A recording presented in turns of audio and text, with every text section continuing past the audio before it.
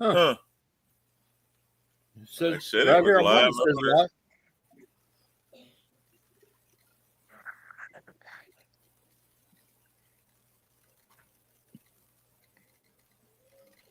It says live.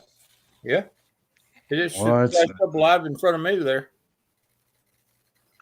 she It said just went it's live. showing waiting on you, waiting on Wendell.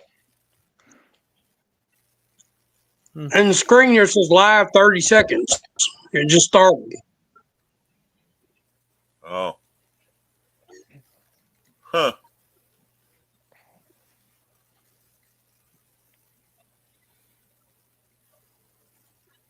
Well, that's crazy. We'd have to go through all that again. I don't know. I hope not. Shouldn't. Yeah, it said live on mine. I see everybody. Yeah. I noticed my camera's quit, so maybe that's part of it.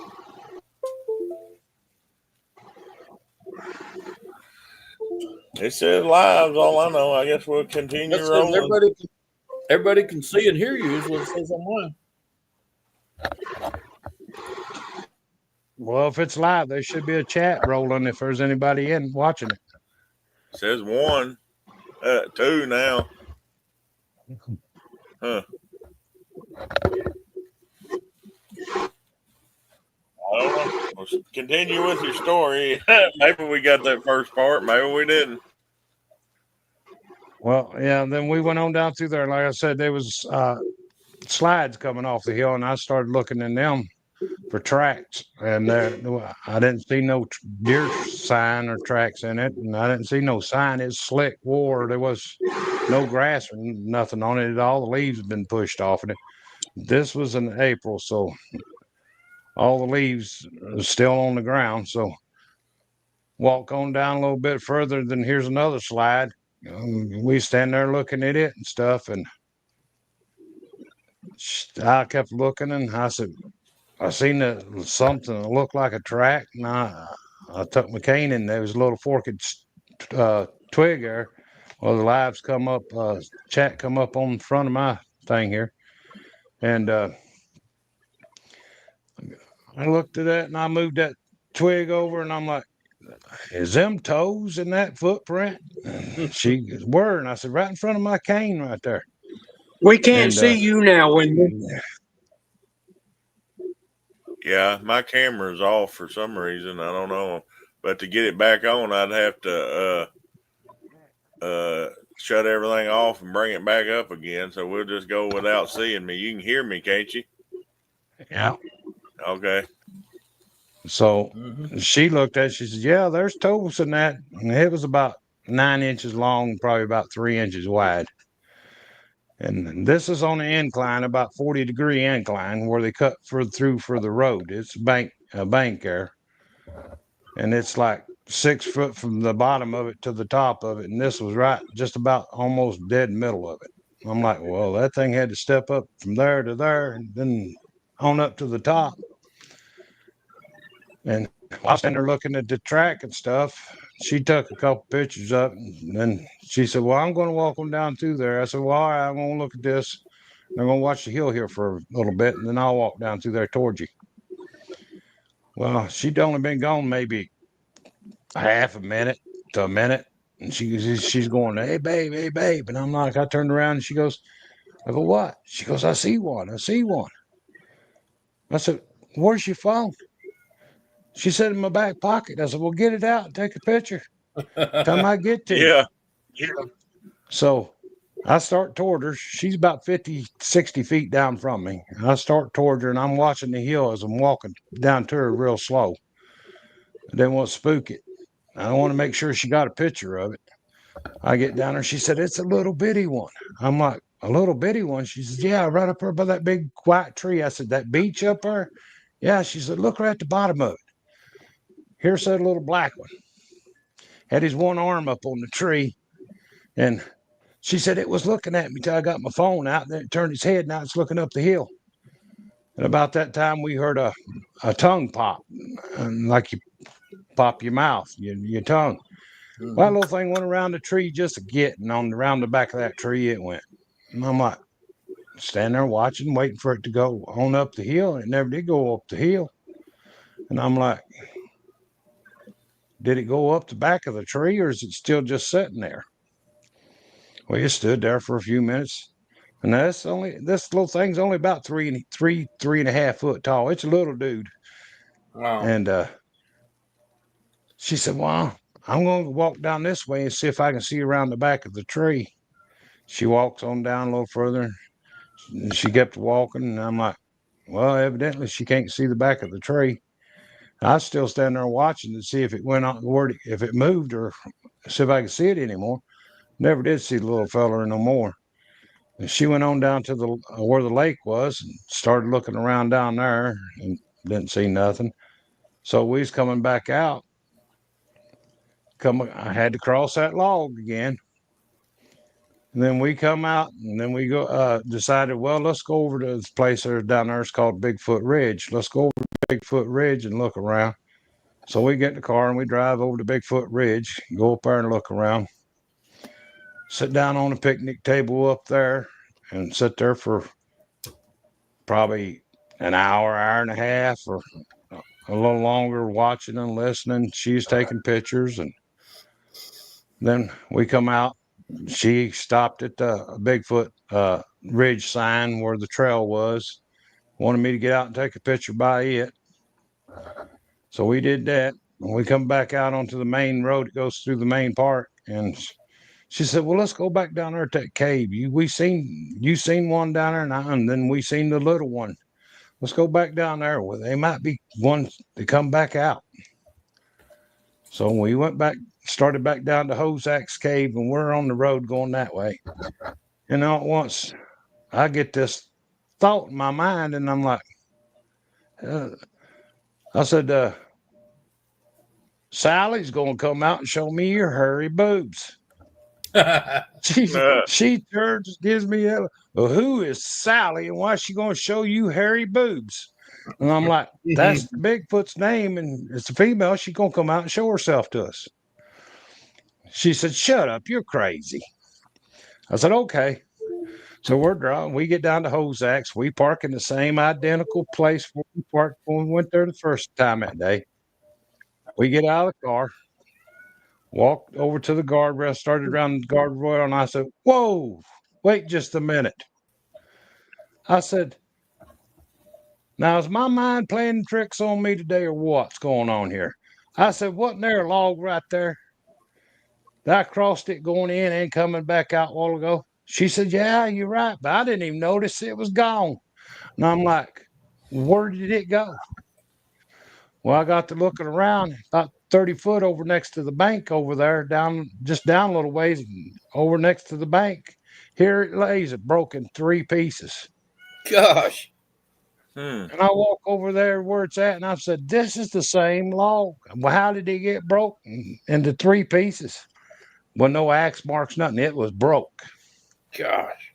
I said, no human being going to break that. No. I said, Definitely ain't nobody not. in the park. They'd have come down here to move it. They'd have cut it up with a saw. I said, and it was laid like in a triangle shape.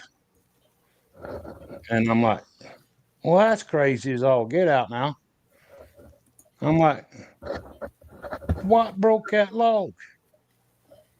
Then laid it over here. So we go on down through there. And I'm still, man, I just it just wasn't setting right in my mind how that log got broke and moved over there.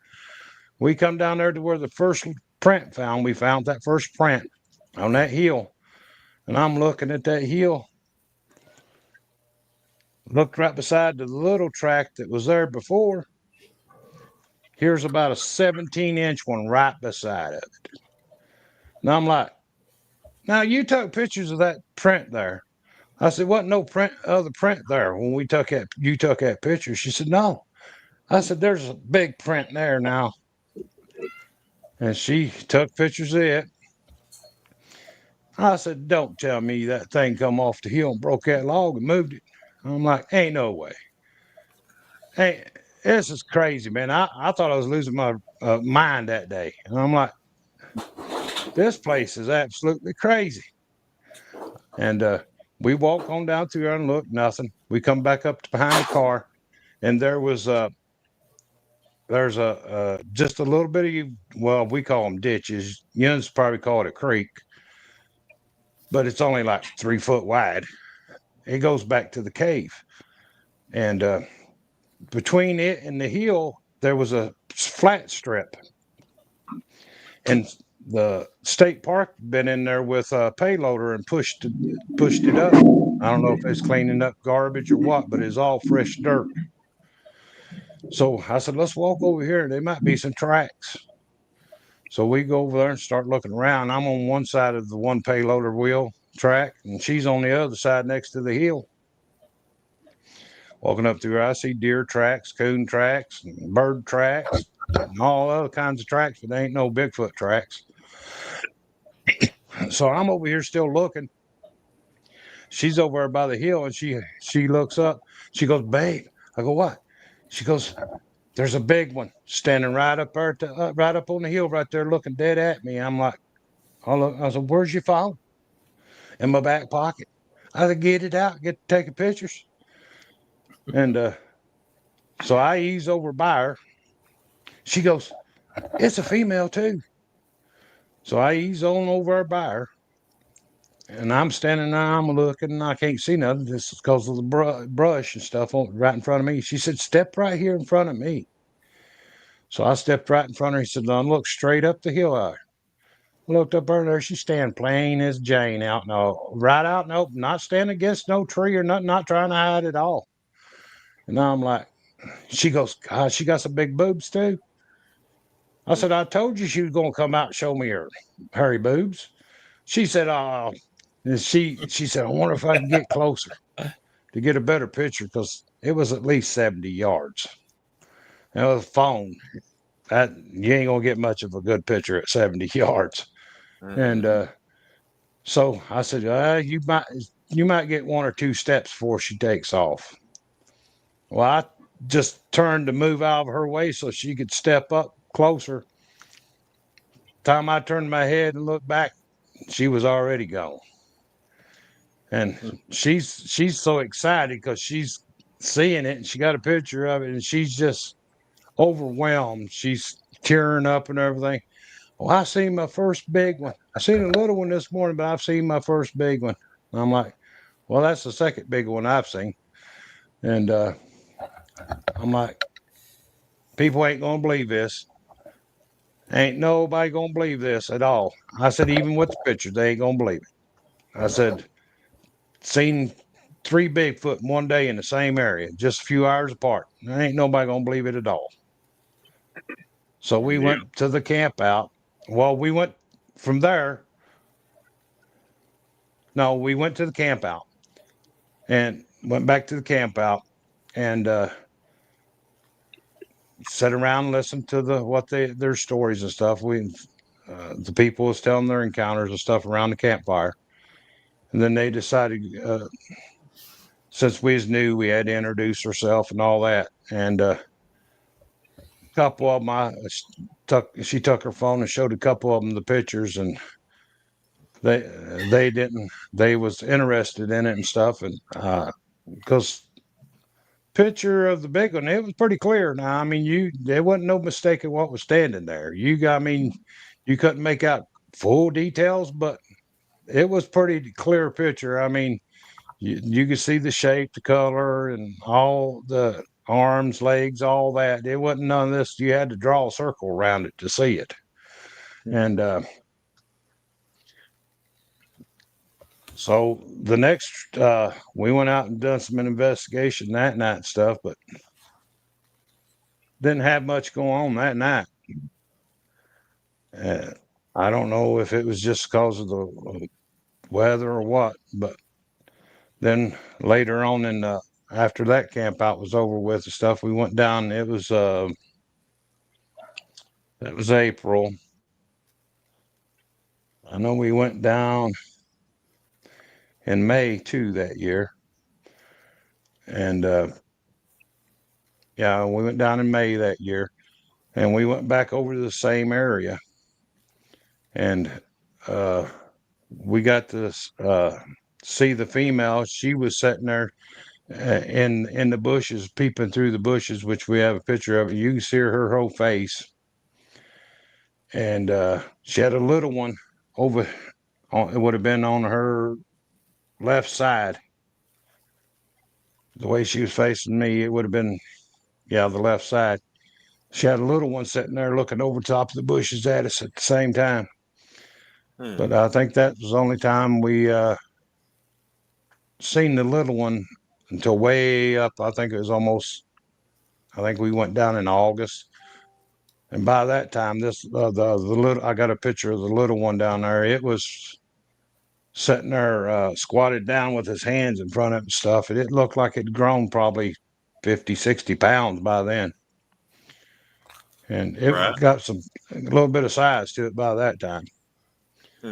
And we didn't, there was a big male when we was down there toward the dead end, seen this tree swaying back and forth. And all at once, all you heard was it crack, crack, crack, crash. It hit the ground. And so happened we bought a camera just before the camp out that time. And just as it crashed the tree, she turned the camera on, and we seen it started up the hill. She got a picture of it. It's a big brown male as it's running up the hill. Wow. But that was, I think, the only ones we seen in that 21. 22 is Salt Fork must be a pretty active area. I've seen a lot about Salt Fork. it's either first or second hottest spot in Ohio to have an encounter with a Bigfoot. Wow. That'd be fun. There's 30, I think it's 32,000 acres there. I think the lake is around 26,000 acres lake, man-made lake. And it's been known for years and years since they built the lake and stuff that it's definitely a Bigfoot. If you want to have an encounter, if you want to spend the time, and you'll see one. That's amazing.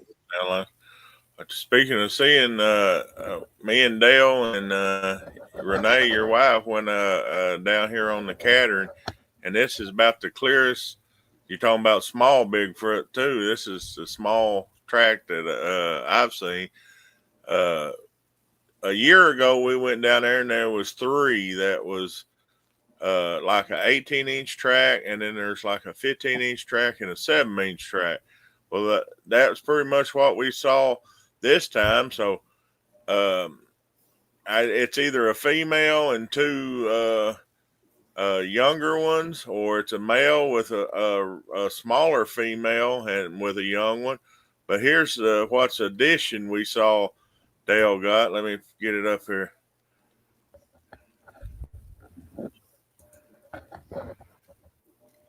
That's a little bitty track. There's a magic marker right beside a cave. Yeah, it wasn't quite as long as the magic marker, and that magic marker's not. I don't know how long those are, but I was like, boy, this is. I had to put that little rock behind it to hold it because it was on such a slope. Yeah, the little ones that we saw at OARC, the investigation where the Sasquatch got aggravated at us and come to camp and throwed rocks, it was probably the length of a dollar bill, but this one's even smaller than that. Yeah. That's probably about a 5-inch track. Yeah, that's here along the Cattern Creek. That's this year's juvenile, looks like.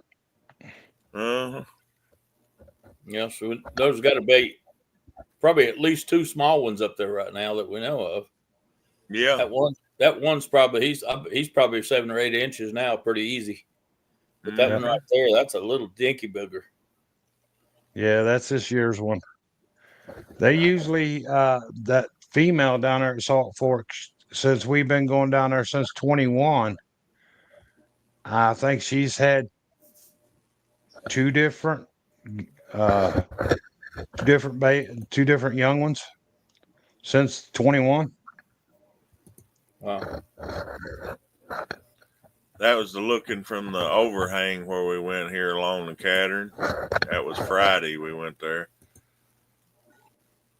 There was one of the tracks. We saw all kinds of structures. I mean, it's not on the ground. It's just not just randomly fell. I mean, them was beside each other. Them two. There's that one track.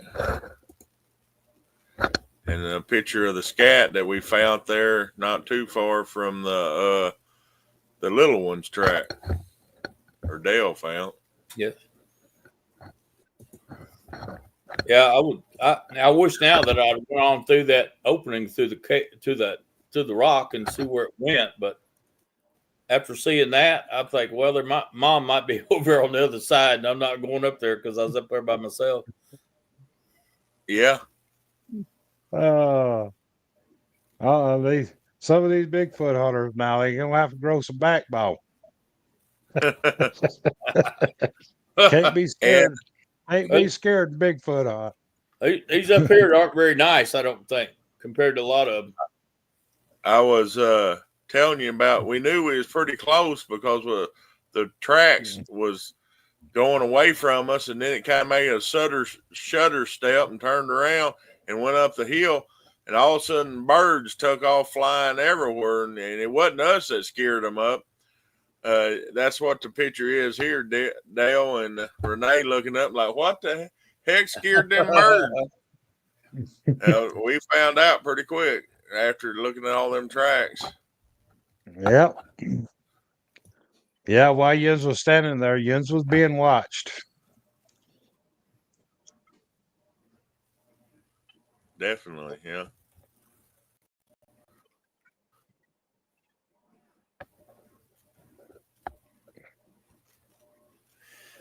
I was trying to get to a video here. Let's see.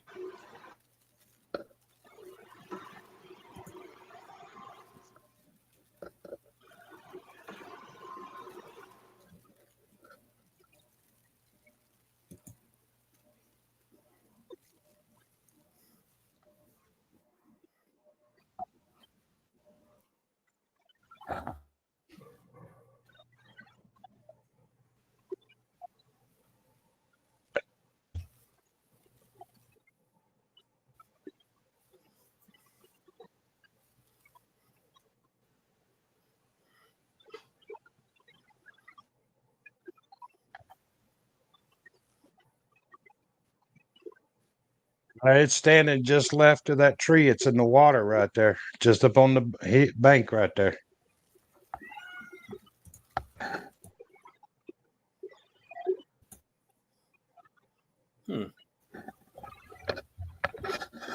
Anybody get a picture of the big old canine prints, Wendell? I don't know if I did or not. I don't think I did. I did not. No. Renee did. Renee did though. Did she? Yeah. Yeah. I got them, but they're not on here. But yeah, I remember her taking pictures of them. I was looking at how deep they were. Man, something had some weight to it. They were over Jens found a dog man track. That's the first one we've seen up in this area. I don't know. It's, like I said, it was over an inch deep and then bigger than my hand. Yeah, that's dog man. Yeah, they're all over the place, and they do follow us. Huh. That's crazy. I've encountered them a couple, 2 or 3 times. Have y'all ever been up close to them, Tim? Oh, well, about 50, 60 foot. Really? In the dark. Oh, I wouldn't go back. That'd be it for me. Man. And another animal. There was 4 of them. Renee and the guys, we was down there at the Salt Fork, down at the cave. Went down there for a night investigation. First time I ever went down there for a night investigation. We just met this guy at one of the campouts. We went down there to do an investigation. I showed him where we seen them, told him the stories of the encounters. Walked all the way down to the dead end, come back, and then him and Renee said, "Well, we're going to walk up to the cave because I guess he hadn't seen the cave, and it's pitch black dark." But then, and I'm like, "How yous going to see to walk that trail? You know that trail's narrow because she'd went up it that day or the day before." I started to go up there with her, and I'm like, "Ain't no way I can go around that tree and up that narrow path and not falling with my legs the way they are." And they said, "Well, we just go to where we can't get where it ain't as narrow." I'm like, "Okay, they ain't got no flashlights. Ain't none of us got no flashlights." So they walk up in there, her and him. I standing there behind the car watching. You couldn't see 15 foot in front of you. Wasn't no moon or nothing out. It's pitch black dark. And I was down there smoking a cigarette. All once I hear this, thud, thud, thud, thud, thud, thud, thud, thud, thud, and here they come a running just as fast as they can run out there. And I'm like, they come over to the car and they're panting and going, "Dog man." I'm like, "What do you mean, dog man?" I said, "Williams coming on running out there. Dog man's up in there." And I said, "What is a dog man?" I never heard of no such thing. That guy, he said, "I've encountered them face to face." He said, and Renee said, "That thing looks like werewolves." And I'm like, "Well, I ain't never heard nothing like that in my life." And she said, there was four of them up there. One big one standing up. They was standing up on the top of the ridge, on top of the cave up there. Said one was hunkered down on all like a hunch down. He said, and then there was two on all fours, one on each side. And she said, "Man, you can see them pointed ears and stuff, the outline of the pointed ears on top of the head and stuff." Well, we're standing here talking about it. These other people come down in there, and they was wanting to go up the trail. And that guy, he's told them, "Absolutely don't go up in there right now. It's too dangerous." He told him about the dog man being in there. Well, we're standing there looking, just about 80 yards down from us toward the dead end up on the bank. There's a set of glowing yellow eyes looking at us. Now there's no light. Now this ain't eye shine. These eyes are glowing. Look up about 30 foot from there. Here's another set of them. Well, right where I told you the hill and the flat place between the hill and the creek, just on the edge of the hill there, here's another set of them looking around the side of a tree at us about 7 foot up. And I'm like, "Holy crap." Then I look to my right over here on the other side where the trail comes out in the woods. Here's one down next to the ground, another set of yellow eyes looking at us. And I'm like, well, these things are trying to surround us here. And we had the lake to our back, so if they come around the back of us, they was going to have to come around real close or swim. And they started getting sick, and I'm like, they're getting dizzy, nauseous to their stomach, and you can see them swaying where they're dizzy. And I'm like, "Are yins okay?" "No, I'm sick. I'm getting sick. I'm getting really sick." And I'm still watching these things watch us. And I seen her getting ready to start gagging and stuff. And I'm like, "Are you okay?" "No, I've got a headache. I'm sick." And he said, "I'm getting the same way." I said, "We need to go then before one of yins can't drive, because I don't have a driver's license. And I said, "We need to leave then before yins get to where you can't drive." So we get in the car and leave. and what a fun night. And Renee stayed sick for like over a week. Headache, get dizzy spells. Hey, the infrasound, Tim? That's the only thing I could figure out to be, or they was putting off some kind of EMP or something that was affecting the vibration or whatever they was. Wow. I think they was trying to use like a cat does to stun its prey to keep its prey its attention. Mm-hmm. They might have been. I don't know. There's people say there ain't no such thing as infrasound or and all that.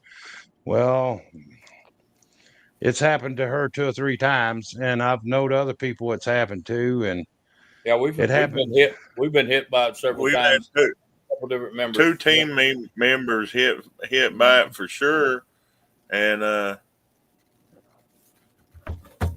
we've had other incidents where people just got sick and stuff. So that might have been infrasound on them cases, but we know 2 has got hit with infrasound.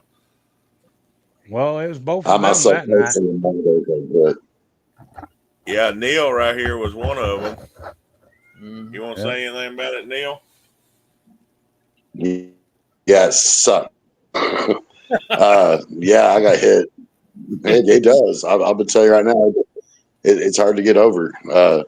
When I went through my experience, I remember like the feeling of water being poured over me, and it was strange. When I come to, my shoes were off. I was in the passenger side of my truck. My friend was driving. I was sweating.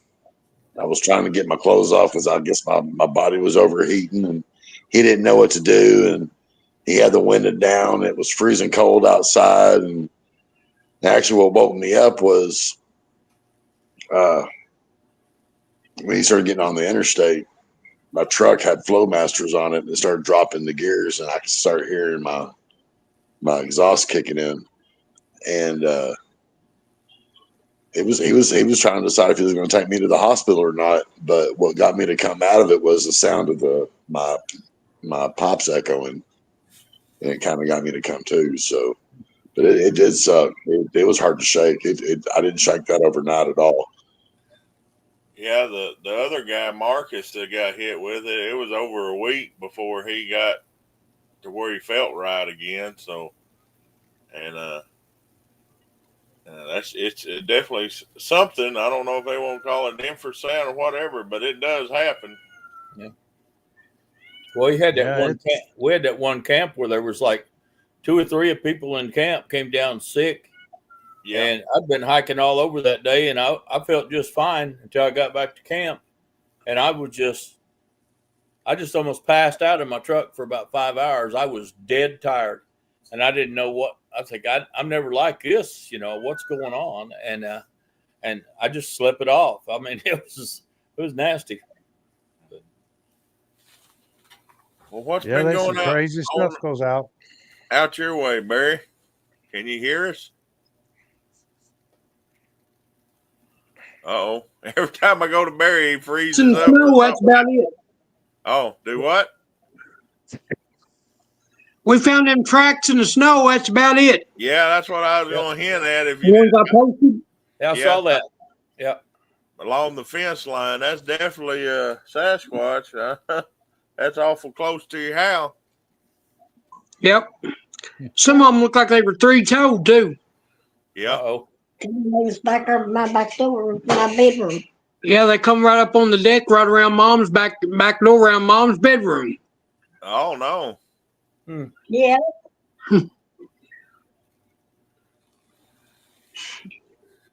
Yeah, they did.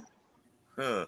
That's one of the reasons we went up here on the Catering is the family that lives there. They've had it happen before, but they've been a year or 2 in between here. They went on to the patio window and tapped on the patio window, and Bobby's the guy that's called us up there. I'm kin to him, but he's the one said I looked up and seen it looking through the window, and he said I like to die. Now they got their back patio glass door boarded up and everything. He said, I don't want to look and see that again. I don't want to see none of them through my bedroom. Remember, I'll be making a new door. Yeah. Well, they like watching TV. Yeah. I think that's what he was doing. He was watching the TV. Mm-hmm. Yep. Whatever Bobby was watching. Or I know they've done that here on the mountain before. Yeah. Watching through that back window, watching a big screen TV up there on the wall. I don't like it when you turn it off sometimes. Yeah. Well, I got that hole in my roof that last time. And something got me good. That's the same way with turned his TV show off. Yep. People that start feeding them and everything, and then they wonder why stuff happens when they stop or whatever. It's because they got upset. They're worse than any 2-year-old when they get mad. Yep. Mm-hmm. I was kind of surprised didn't nothing come out of California with all the forest fires. Yeah, probably they did. just Nobody knows up toward the rivers. Yeah. I don't know how that Big Bear area came out, but boy, that'd be an awesome place for them to be. Yeah, it was. Up in there. I think that's a little bit too far east of them. Ron Whitney was plentiful down there. North Carolina. Yeah. Our pastor went to North Carolina. He brought me back a T-shirt. Said there was all kinds of stuff for Bigfoot down there. Shops and stuff. Oh yeah, I'm sure they are, but because there's something local, that's like at Oart. Everybody's got a Bigfoot cut out and everything, but it's because they're all around them. They got to live with them. Everybody knows about them. Yeah. Everybody knows, but nobody talks about it. Yeah. I had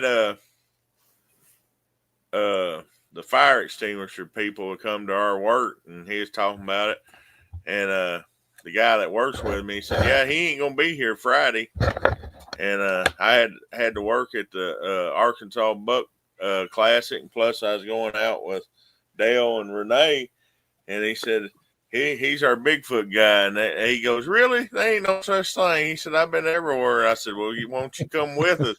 And he said, "No, I don't think I need to go." He said, "Well, how many have you seen?" I said, "Well, when it all started, that I've seen since 2011, I've seen 3 basically, if you don't count thermals, just visual sight. And I seen one cross the road and run through a fence.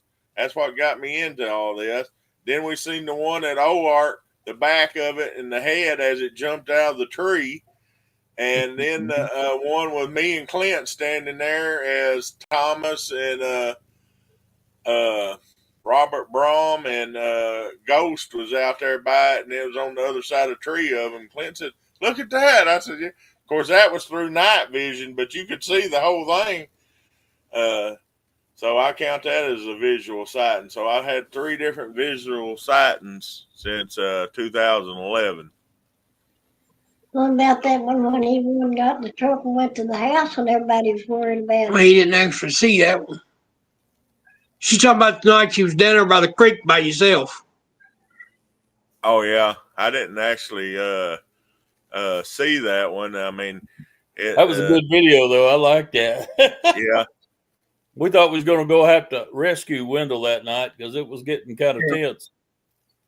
Yeah, it went right behind me. I seen it seen the blur on the camera. That's what scared the crap out of me. Wendell was sitting out there in the middle of that field all by himself. Yeah, and Dale knows how that little field. I was sitting right in the middle of it.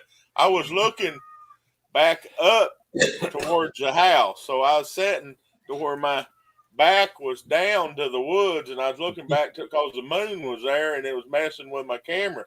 So from that pond to the wood lines where it run across there, didn't take me long to get out of there. I wouldn't have turned my back on the woods there. Now it's a second thought. It was a bad decision.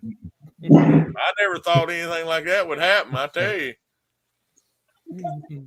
Oh, what would you do if you were sitting on the tailgate of the truck and one come out of the bushes and stood up right beside the back door of the truck and it's only a 6.5 foot bed?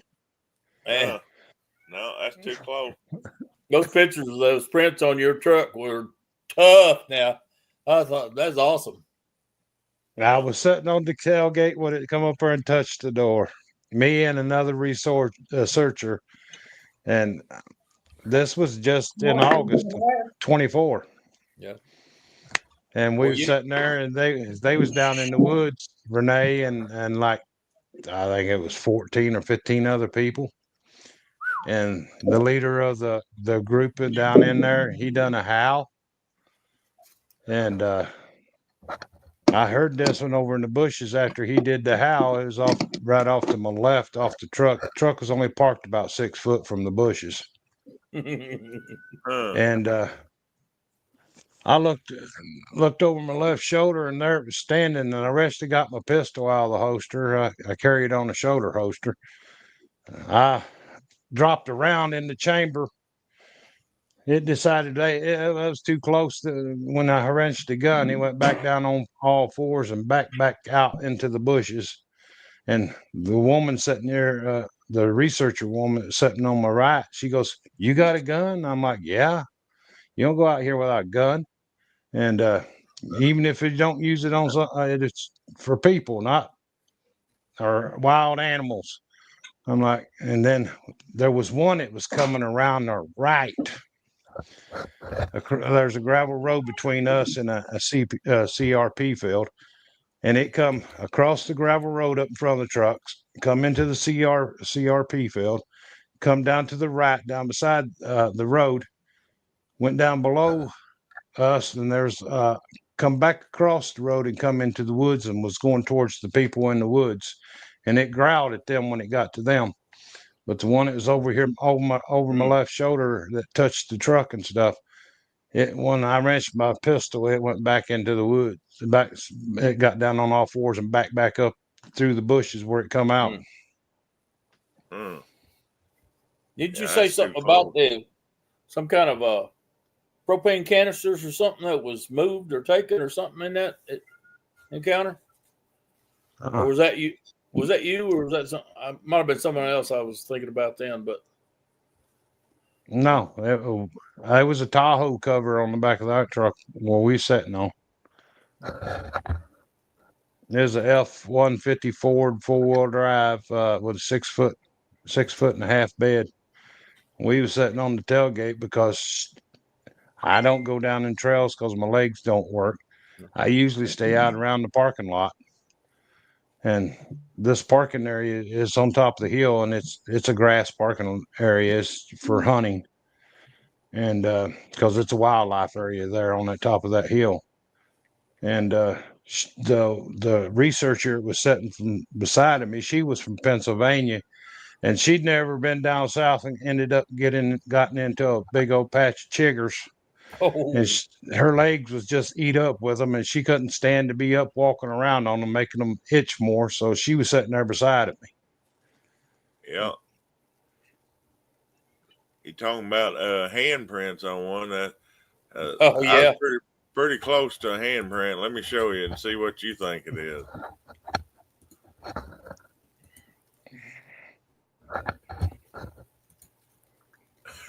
I was asleep underneath that handprint. It's on my van window. I was snoring away underneath that. Woke up the next morning and that was there. Yeah, they like touching vehicles. The female that was sitting beside me, that she was down there with us in April. There was a camp out in April, and she was down there, and they touched her vehicle while she was sleeping in it. Standing right at she was sleeping in one of them newer Broncos, the small one, the Bronco Sport. It yeah. touched her back glass. Yeah, they like touching vehicles. I think it's because of the shininess and the slickness of it, or the glass is slick.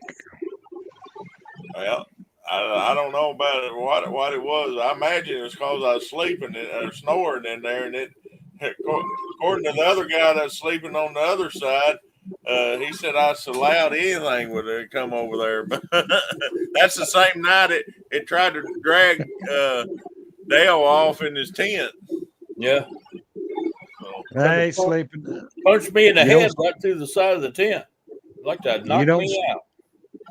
you don't sleep in tents. You'll rolled up burrito from you lunch in a Yep. bag. I haven't done it since. yeah. They don't have to tie you up. They just pick the whole thing up and walk off with you. Yep. Hey Neil, I checked it in that first 15 minutes. It didn't air, so I don't know why, but it finally started airing right. You want to recap what about the February 7th, 8th, and 9th? Our investigation is going to be at Reading, and the town hall is at Paradise Pizza from 1 till 3.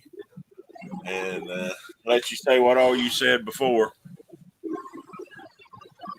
Well, I'm trying to remember everything I just said. I will say, I'll just add to it. As far as going to Reading campgrounds, there's lots of places to camp at, guys. I'm only going to, there's only one spot to hook up electricity to if you're going to bring a camper. So I'm going to bring my generator. And so if anybody else is going to bring their camper, feel free to take over that spot if it's there and available. I will tell you as a backup, bring a generator just in case.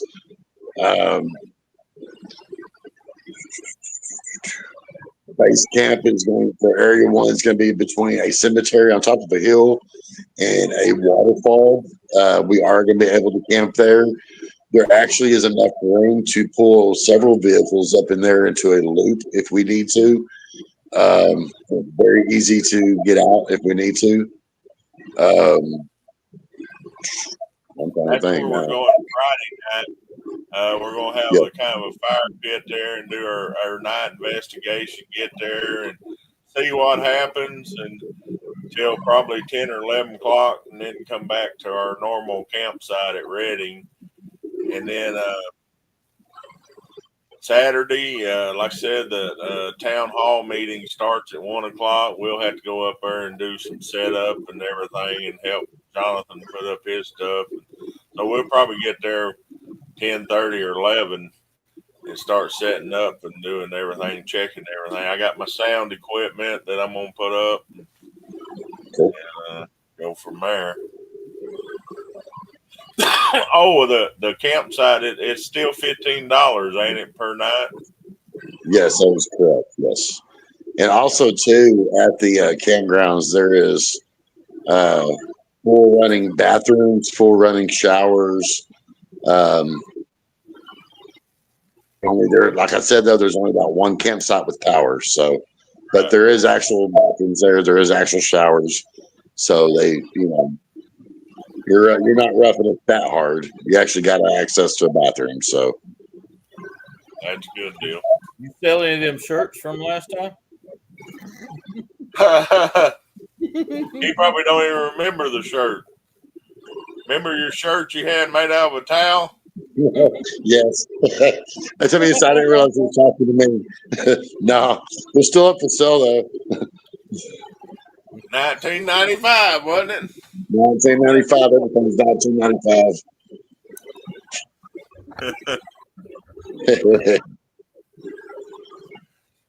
I can't think of anything else really.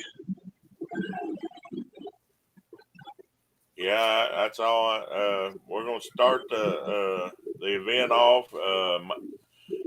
Neil's gonna be the MC, start everything. Todd Neese is one of our guests. He's gonna be talking about how he believes within the near future, within a year or two, that Bigfoot will be released and proven as real, and what's the world going to do then, and move on. It's kind of the way they did about the aliens. Our government already says, yes, aliens exist, and it ain't even made the news. And here in Congress, they're saying, yes, they exist, or UFOs exist. So what's the next step? That's what he's going to be talking about. And then we got Matthew Orton from the Drunken Cryptids.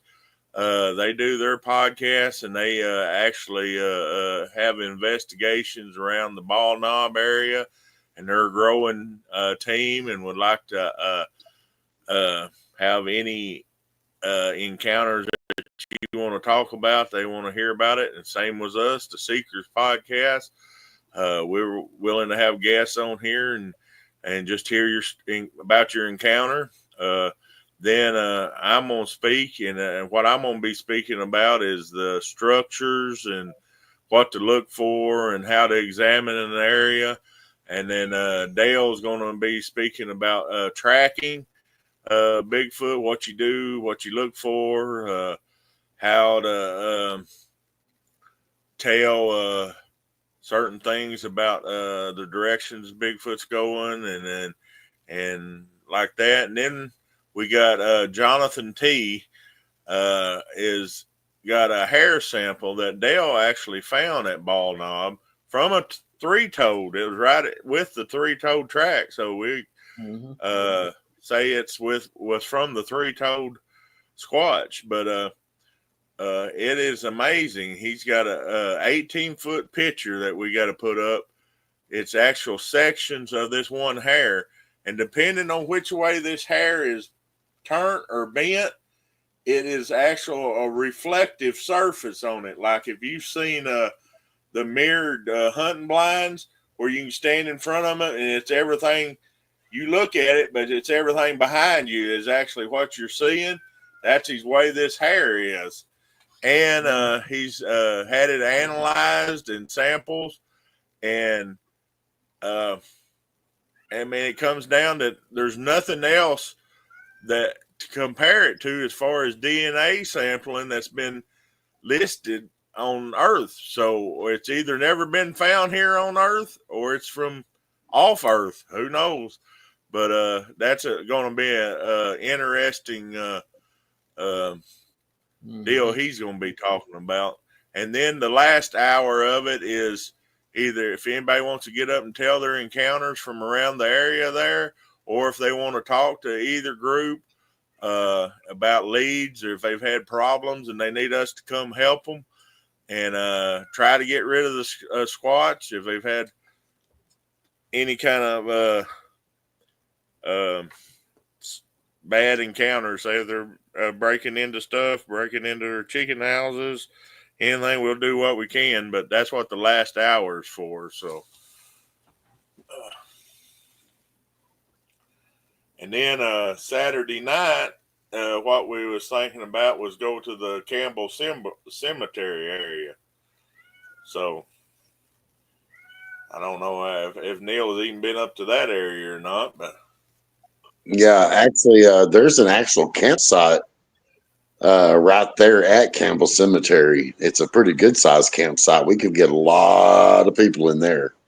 There's a big parking lot. There was also too. There's a bathroom set up at Campbell Cemetery.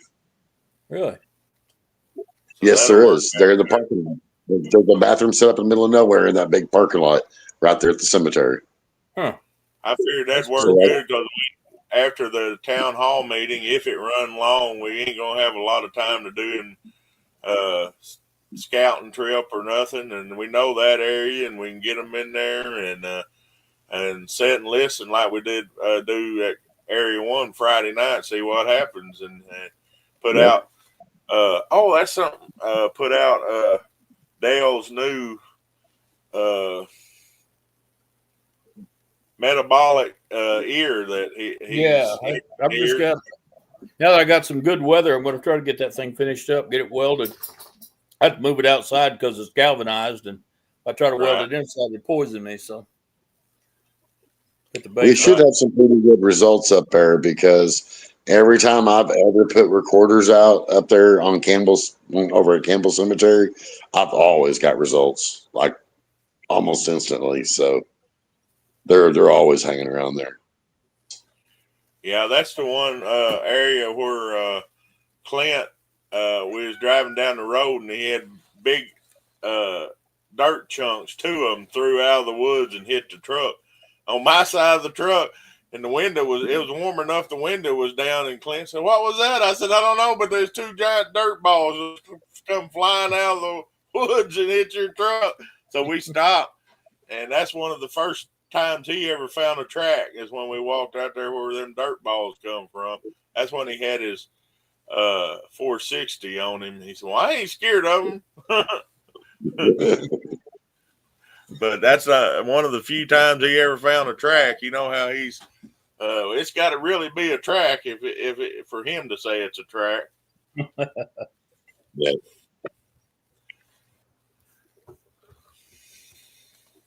So we invite everybody to come. It don't cost nothing for the town hall meeting.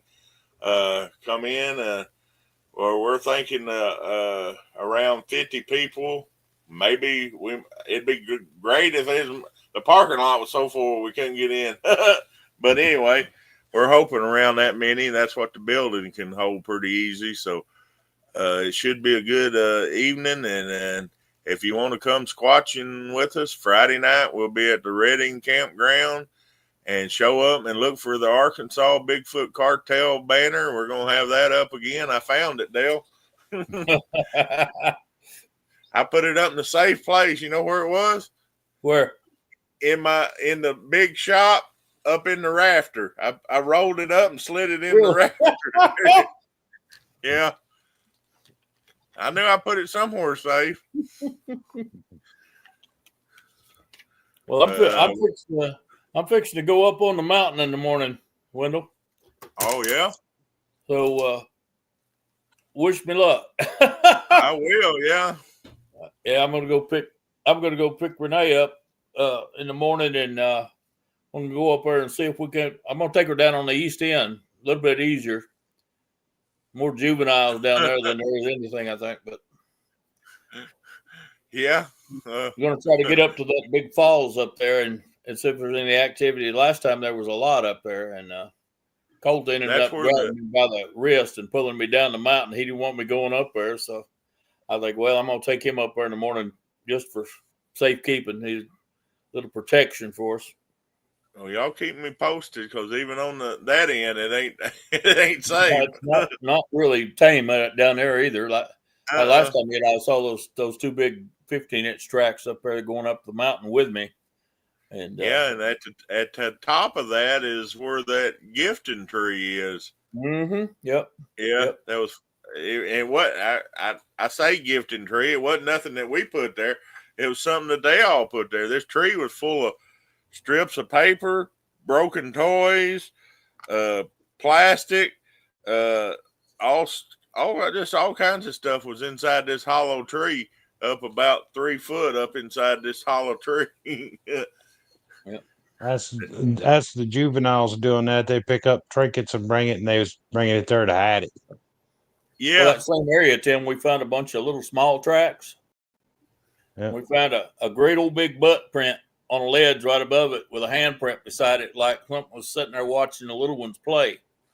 So, it's pretty active area up in there. Not going to go up there on that west end at all. Going to stay away from that because that's asking for it with just one weapon for sure, and I figure that east end will be a lot safer if we can keep from getting up there too high, because that get up by the falls and that's where them caves and stuff are. So I don't want to try to push it too hard, but I'm going to try to go up there and see what we can find. See if we can get. I'm going to take some casting material up there with us and see if we can cast a track or two. Should be able to get some good videos up there too. Look along that upper bluff. That's where I actually just took still pictures, and kind of like Tim was saying there. Afterwards, I looked at them, and you could see all kinds of stuff had moved across there, shapes and stuff. So that's something to do. Yeah, you talk about the more you familiarize yourself with.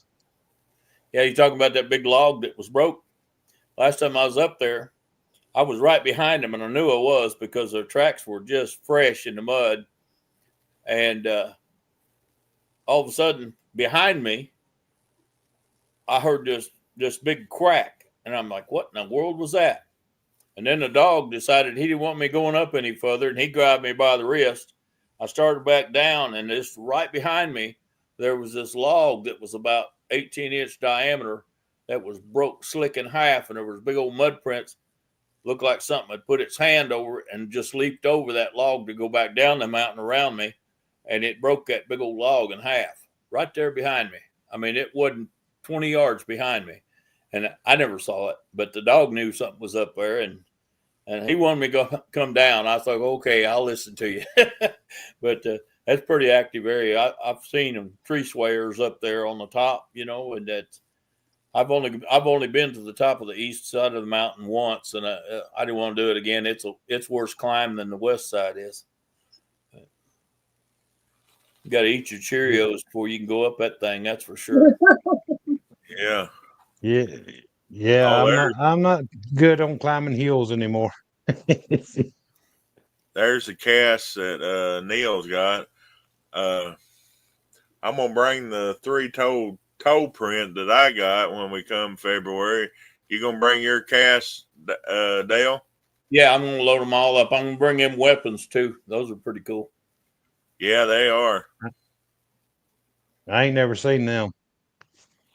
Yeah, those. I think I've seen your prints on the group. Yeah, but yeah, that's something not very many people have seen as weapons. Yeah. And I mean, Wendell and I pretty much confirmed out that day that somebody was using them, and all the guys down at in the Tallahena area down there at that big conference down there, they say that's a Aztec war hatchet. I'm like, well, I don't think there's any Aztecs up in northwestern or northeastern Arkansas, but okay. If they were, whatever it was, it would been freshly used. So if it was a hatchet that they found, well, okay, I don't know, but it's definitely right at a V where the logs and everything had been placed to kind of funnel game. I was trying to see if I had the pictures here somewhere, but wouldn't you know it when I need them, they ain't there. I'd show them, but they're at I think they're actually out in the floorboard of my truck right now. Right. But yeah, them little boys, they said, yeah, it's an Aztec war hatchet. And I think, well, I'm not saying Bigfoot made them. I'm not saying the Indians made them. I'm not saying Aztec warriors didn't make them, but I'm no darn sure who was using them. Yeah, that was my point. Yeah. Yep. I'd hate to be hit with one of them. Boy, that'd cut you up. Sure Well, would. as strong as them Bigfoot stuff is, you don't even want them to hit you with a rock. Yeah. And they could take a rock about as big as around as a golf ball and take your head off with it. Yeah, I got one about that big around in the bed of my truck. I showed it to Renee yesterday morning. I said, this right here was thrown at me and I dodged it. I said it took bark off a tree behind my head. And that thing's about as big as a softball, and I wouldn't want to be hit with that thing. That's a it definitely would have put a hurting on your head. Mm-hmm. But they were distracting me. They was moving a whole grove of little old redbud trees, and I got to looking at that, and I turned my weed eater off and started backing away from it. I think, man, I don't know what that is. And I just as soon as I backed away a little bit, this tree right there where I was standing come down and hit the ground right there where I was standing. And that kind of scared me. I think they was trying to distract me and shove a tree down on me. So I jumped back then and I seen this rock coming and I just ducked it and it hit the tree right behind my head. And I'm like, man, I'm out of here. And I hauled it to the house. I didn't want no more of that. That's scary. That was right at your house? Yeah. What'd you do to pee them off? To tell you the truth, we were shooting guns one day, and we shot a whole bunch of guns. And I'm really thinking that maybe a curious juvenile might have got down there to just see what we was doing, and maybe I'm thinking we might have shot one. I think we because it's been pretty solid activity for the last 6 years up here on the mountain, and You might, it did you the might start have, after that shooting. yeah, you might have wounded it, Yep. and they don't Go play when you wound one of theirs. Mm-mm. from up at Dale's Mountain, and this is Matthew's foot, Dale, when we took it up there when we the first time we went up to your area, and that's why you was looking in the gifting tree. This is the track me and Matthew found. That's the one that was 21 inches long. That's old Red. Yeah, and That's it was old in Red. up there. There's very few areas that's prone to have a track, and this was in one of the level spots by it's got a little spring that comes out of the wall, but it was still hard. Imagine how heavy something had to be to mash it in. You see the rocks that's around it and how it. Mm-hmm. And that's 21 inches. That's a big old boy. Yeah, that's a pretty good size one. That's he's at least 9 to 10 foot tall.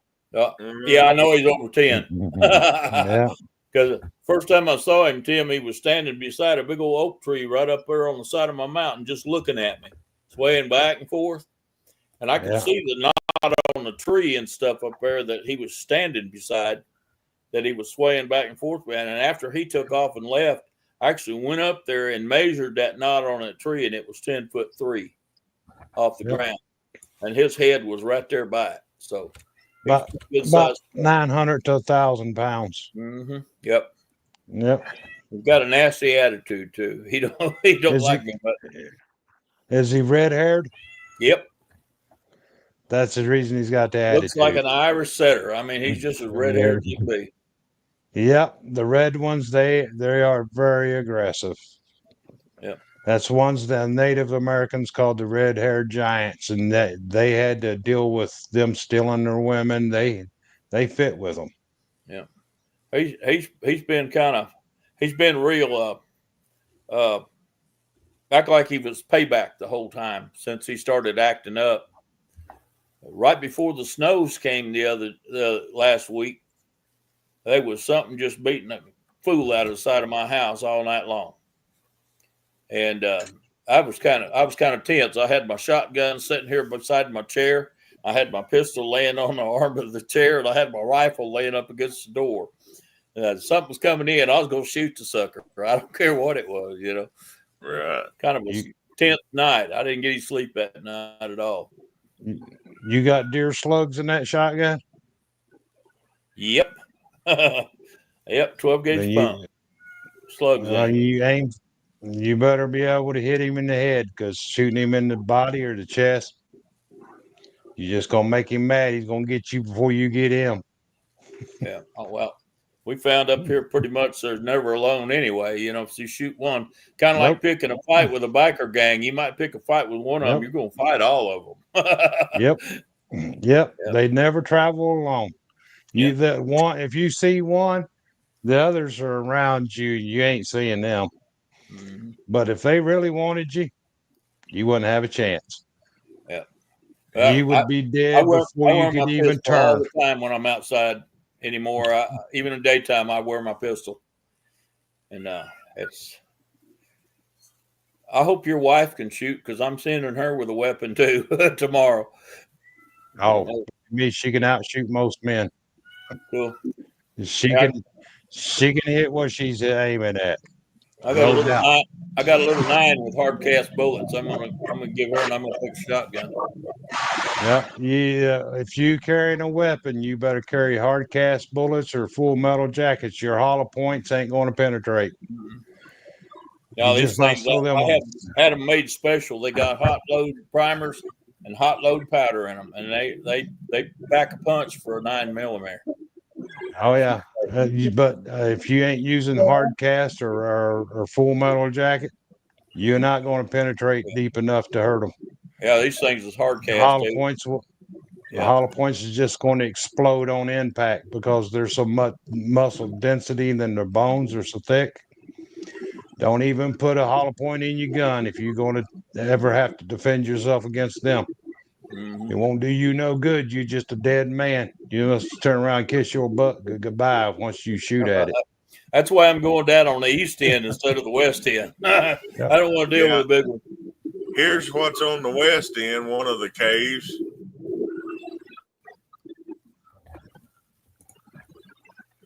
That's one of the caves on the west end. And look how they've actually placed the rocks here to have something to kind of look Windbreaker. over. Yeah, windbreaker keep the young ones in there. Yeah. That top rock on there, you can't pick it up, Tim. It's heavy. Oh no, you're talking a couple 100 pounds or better for them rock. Mhm. That ain't nothing to them. They could pick that up with one arm. And then it wasn't even straight. It'd be like you picking up a 5-pound bag of sugar. Mhm. They could pick up a F-Ford 150, the whole front end of it, and flip that whole truck if they want to. Yep. They got more strength than people realize. When you take like you said, that 20-inch log, and he snapped it. 10-inch log that I seen, it snapped like toothpick. Human beings ain't going to touch nothing that size. And No. that I've seen them push the one we got the picture of. That was a green tree it pushed over. It brought roots and all out of the ground. And it was at least a 20 to 25 foot tree. Yeah. You tell me you can't even pull one of them out with a tractor. Yeah. That's like the route that we usually go up when we go up a mountain. There's a great big old oak tree blocking that whole path now. Oh yeah. Can't get up on it. It's a good 75 foot tall. I mean, it was a big oak tree, and it's blocking the whole path now. Well, if the wind didn't take that down, it took 2 or 3 of them push that and over. Oh yeah. But they're, like I said, they don't never travel alone. And the clan, the alpha male in the clan runs the clan, and they work just like a military group, like your military unit. I've seen them work like that up close, and it scared the heck out of me. Yeah, I have to say that was the only night at anything Bigfoot or anywhere thing where I've been that I was actually scared. I goes, as fast as you seen them move, there's no way to get out of there, and there's only one way in and out of that place, and we had to go through them to get out. So it was going to be better to hunker down where we was at. It was just me and Dale that had the guns at the time, so that was a scary night. Yeah, it was bad scary. Well, they definitely can put the scare on you, and they definitely can do some damage when they want to. If they want, like I said, if they want you gone, they're going to throw rocks at you, or they're going to growl at you. They're going to throw sticks at you. Some of them may even bluff charge you, run up within 8 or 10 foot of you, and flex up like a bodybuilder right at you. Yeah. I'll tell you what, if it wasn't for this big old shepherd of mine, Wendell probably wouldn't be on this podcast tonight. Yeah. That dog stopped that thing coming into camp. He stopped it. And it was real close to getting Wendell that night. And the You're deal lucky of it you was, even have a dog. the one that I was watching was in front. We had on thermal, and I was watching it. It was kind of doing the bluff charging, like you say. And I was watching it as the other one come up over the bluff and behind me, and kind of where Dale was and the dog was. I didn't even know nothing about it. No, you most of the time you won't. You'll hear a pop over here and to your right, and there'll be one behind you, one on your left side, one in front of you. If there's woods around all the way around you, they'll have you surrounded, and you won't even know that. Hey, well, we knew about 8 of them that night that was surrounding us. 8 of them. We had them on thermal, and I was watching on thermal. And Wendell was watching on thermal, and here come my dog out of my tent just a getting it, went right by Wendell. And I just swung around with the thermal, and I seen this thing trying to get back off that cliff, and Colt was eating the back end of its knees out, and it turned around and just backhanded him out across the woods. And I didn't know if it killed him or not, but I'm like, well, I'm going to see if he comes back because I ain't going out there right now. And he come back into camp a little bit later on, limping real bad, but it didn't hurt him that much. He's okay now. But I'll tell you what, and I wasn't even pushing record or take a picture or nothing on that thermal. I was so dadgum excited seeing that big old shape right there in front of me hitting my dog. I was like, man, that's just crazy. I missed the money shots. What I done, I missed it. Yeah. Could have had it. Yeah, there's a lot of that happens. You ain't expected it. You ain't getting no picture or nothing. And a lot of people they're so nervous that the picture's no good anyways. It's blurred. Yeah. Well, we've actually made it to our hour long after the whatever happened at the beginning here. So we'll go around and have everybody's closing comments, and then I'll sign off, and we'll do the same thing clockwise. Start with Dale, and then Tim, then Neil, then Barry, and then back to me, and I'll end the show. All right. All right. Well, I tell you, I really enjoyed listening to Tim's encounters again. I've heard him on a couple of different podcasts. This is just great. I loved it. Y'all wish us luck tomorrow. I'll keep everybody posted on it and try to get videos and pictures, anything we find, and hopefully we don't get in any kind of trouble up there on that mountain. But if we do, we got that big dog with us, and we'll try to get everything back down safe again. Tim? I want to thank Jens for having me on your show, and friendly warning to everybody that's out there that's new to the Bigfoot hunting and research. Keep your head on a swivel. Know your surroundings. Know your escape route if you need one, and always listen to everything around you. If the area goes dead silent, you are being watched, and you have one in your area. So back out slowly, the same way you come in. Don't vary from which way you come in. Go back the same way you come in, and be safe. And Dale, you keep my wife safe, man. Oh man, I'm going to try. I think she's probably going to protect me. I'm kind of like you say, I can't hardly get up and down them mountains anymore myself.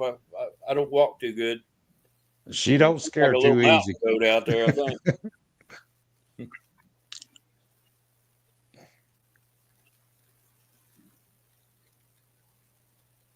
Neil? Guess it'll help on the microphone, huh? Well, guys, it's been awesome. Can't wait to see everybody at the investigation at the town hall meeting. If we can come up with an idea of how many campsites you think we're going to need, I will figure out a way to squat on as many as I can. Also, to everybody, try to stay warm.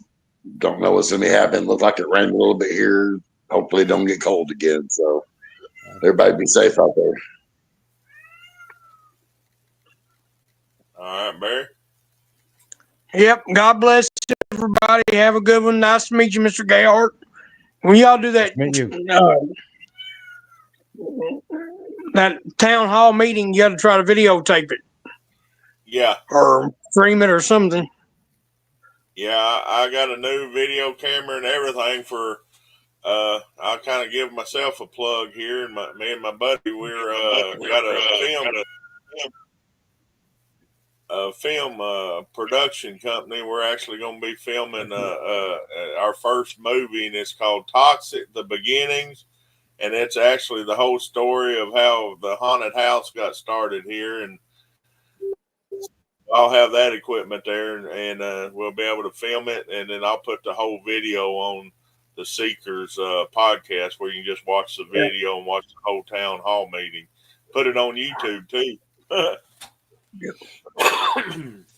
So I just got a print on the messenger window. Did you see that? I sent it to you. Dogman print captured in Oklahoma. Man, not me. I wouldn't want anything to do with it.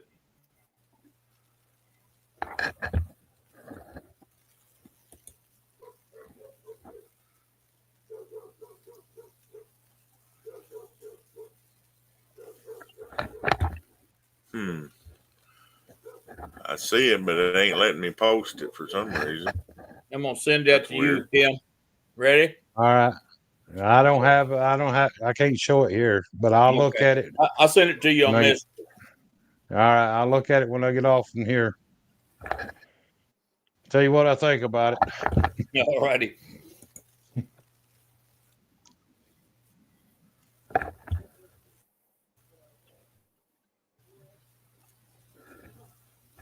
Still there, Wendell?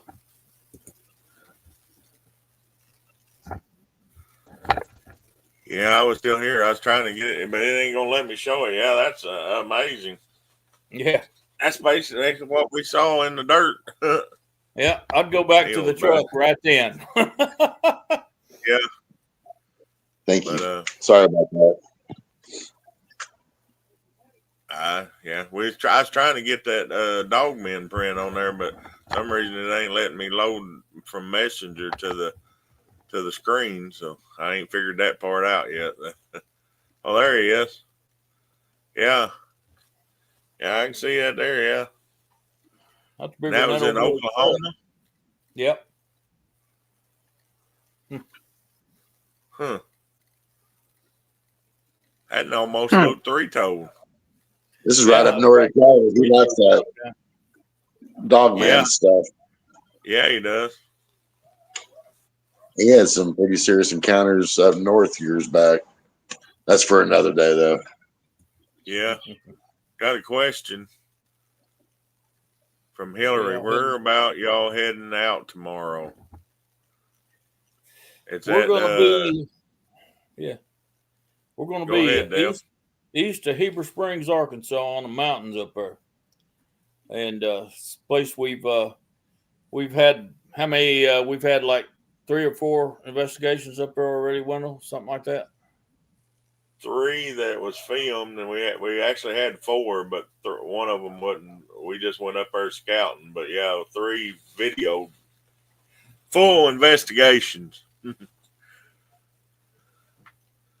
and had activity every time we went up there. Some more than others, but it's kind of like they move in the area and move out. But there's always a few that's there year round. It's kind of like I got talking to Linda Eastbourne is over whether they migrate or not. I said certain clans of the Bigfoot, I believe, do migrate, just like certain Indian tribes in their home range migrate from spring to summer. And then there's others that just sends out hunting parties. I believe everywhere Dale's at, there's some that stay there to raise the young. And then the actual Big Red and his little group moves all around, because I get the reports from Devil's Fork and over by Clinton, and it's a red Bigfooter. It was last 2 years, and then they ended up and they get back on the Little Red, and they're back to Dale. So it's like they make a big circle. And it sounds like the same Bigfoot. So them just return home when they get enough food or whatever, I believe. But all righty. Oh, here we got another comment. Oh, she's thinking we was in Oklahoma. No, he just had that pop up on his phone about the track from Oklahoma. Yeah. All right, it's been a good show, guys. I'm getting my red flashing light. I got 3 minutes before I got to start paying. So,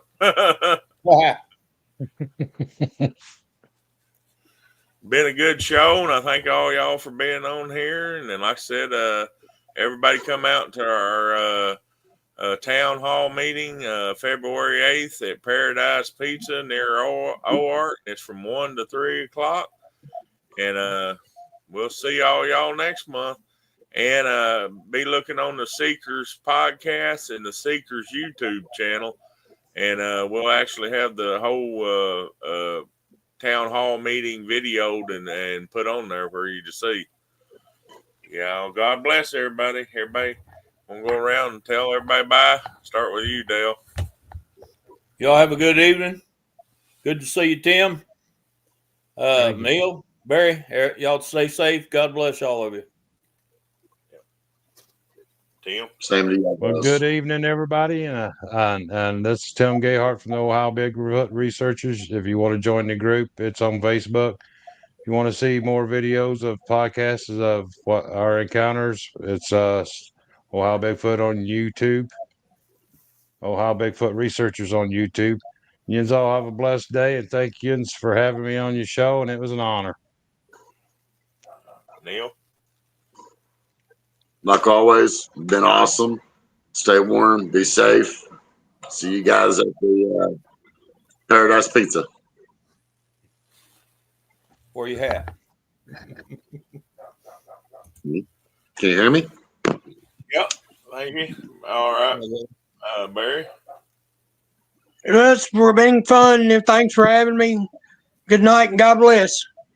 God bless you, and tell Mom it was good to see her, and I see she's doing pretty good back there. It's good to see you, and glad you was on the show today. Okay. It was good to see you all. I was waiting patiently for it. Yeah. Sorry we had malfunctions at the beginning, but we got it worked out. That's All good. right. That's okay. Good night, and God bless. Night, guys.